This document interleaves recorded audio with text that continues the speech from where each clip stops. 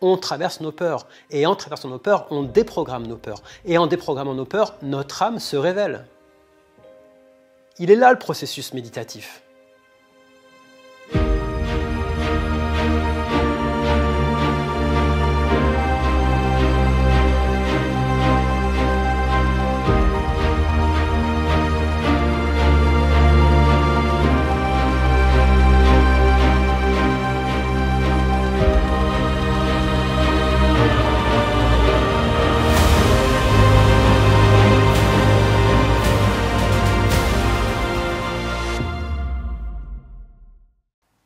Au travers de l'extrait de l'un de mes derniers lives, j'aimerais que l'on fasse le point ensemble sur les différences entre le centrage et la méditation.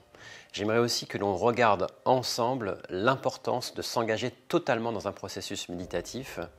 Lorsque je parle de processus méditatif, je parle de mise en relation avec un objet, c'est-à-dire faire le choix de s'engager avec quelqu'un, avec une amitié, avec un amour, avec un choix professionnel, s'engager totalement dans quelque chose et aller tout au bout du processus méditatif. Donc faire le point dans un instant au travers de l'extrait d'un live, faire le point sur les différences entre le centrage et la méditation, voir à quel point il est important de s'engager totalement dans le processus méditatif et puis aussi et surtout regarder ensemble à quel point le processus méditatif, quel qu'il soit, est supposé nous permettre de déprogrammer nos peurs. Déprogrammer nos peurs, c'est pas rien. Déprogrammer nos peurs, ça veut dire grandir, ça veut dire évoluer en conscience. Je vous souhaite un bon visionnage.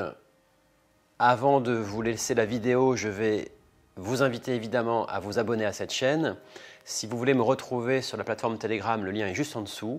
Et si vous voulez que l'on reste en lien, au-delà de ces différentes plateformes, vous pouvez aussi vous inscrire à la newsletter. Ça nous permettra vraiment d'être en lien, quoi qu'il arrive. Je vous souhaite un bon visionnage encore une fois, le meilleur avec vous-même et à très vite. Extrait du live de février 2021, question de Florence. Revenir au cœur de soi, au cœur de ce qui vibre en soi sans peur et sans aucun compromis. Cela te paraît-il une bonne définition du processus méditatif ? Ça, ce que tu dis là, Florence, cet ensemble de mots, pour moi, c'est la définition du centrage. Vraiment, c'est ça. Revenir au cœur de soi, au cœur de ce qui vibre en soi, sans peur et sans aucun compromis. Ça, c'est la définition du centrage.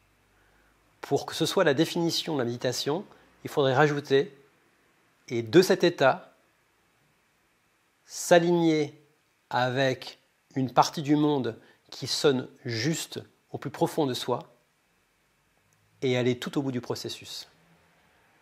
Voilà. Et là encore, sans peur et sans compromis. Et c'est ce jusqu'au boutisme qui nous fera grandir. Le processus méditatif et tout le processus évolutif qui va avec, il est là, dans le fait d'assumer la mise en relation avec l'objet. Je reprends l'exemple du masque. Le sujet ce soir, j'espère que vous avez compris, le sujet n'est pas de savoir s'il faut porter le masque ou pas. Le sujet, c'est de vous dire il y a quelques faits concrets venant de professeurs éminents, mettant en avant qu'il y a eu moins de morts en 2020 qu'en 2019 et que toutes les mesures sanitaires ne semblent pas avoir affecté, avoir renversé le déploiement du Covid-19. Donc, imaginons que ce soit ça le sujet. Imaginons que ce soit ça qui vienne résonner profondément en vous. Imaginons que ce soit ça.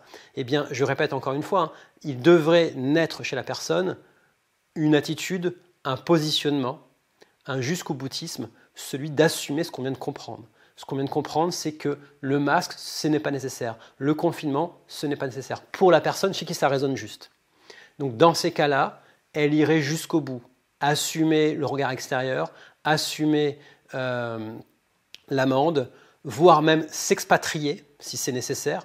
Assumer, quoi. Aller tout au bout de ce qui nous anime. Et c'est cette histoire-là, c'est c'est cette expérience-là qui va nous faire évoluer. Parce qu'en traversant ce type d'expérience, on traverse nos peurs. Et en traversant nos peurs, on déprogramme nos peurs. Et en déprogrammant nos peurs, notre âme se révèle. Il est là le processus méditatif. Il est vraiment là. Et c'est pour ça que j'insiste encore une fois.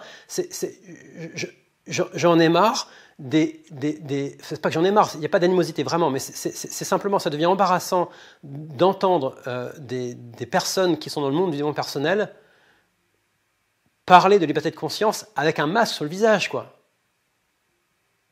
Vraiment, quoi. Ça devient très, très embarrassant.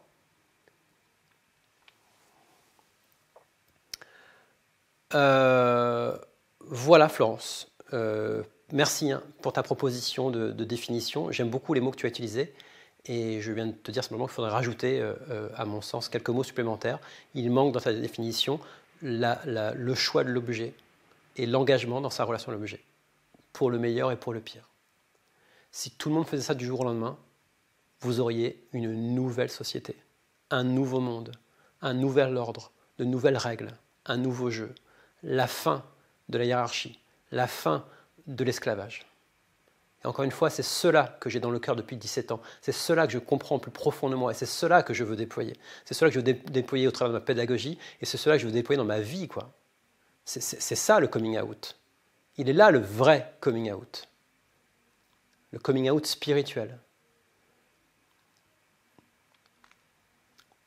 Pas de collaboration, pas de combat, juste un alignement. Et l'alignement, il est souvent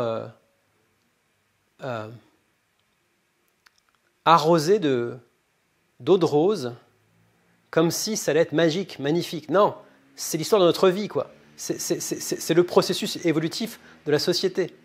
C'est conséquent. Il faut des épaules, il faut une énergie, il faut un entourage, etc. etc. Et j'en parle comme si c'était dangereux et grave, mais c'est grave, mais pas forcément dangereux. Mais c'est... ce qu'il y a derrière est hors norme, je pense. Ce qu'il y a derrière, c'est l'histoire, quoi. Ce qu'il y a derrière, c'est un changement de paradigme. Ce qu'il y a derrière, c'est la santé. Ce qu'il y a derrière, c'est l'ordre. Ce qu'il y a derrière, c'est la fin du non-sens. La fin du monde des gagnants et des perdants.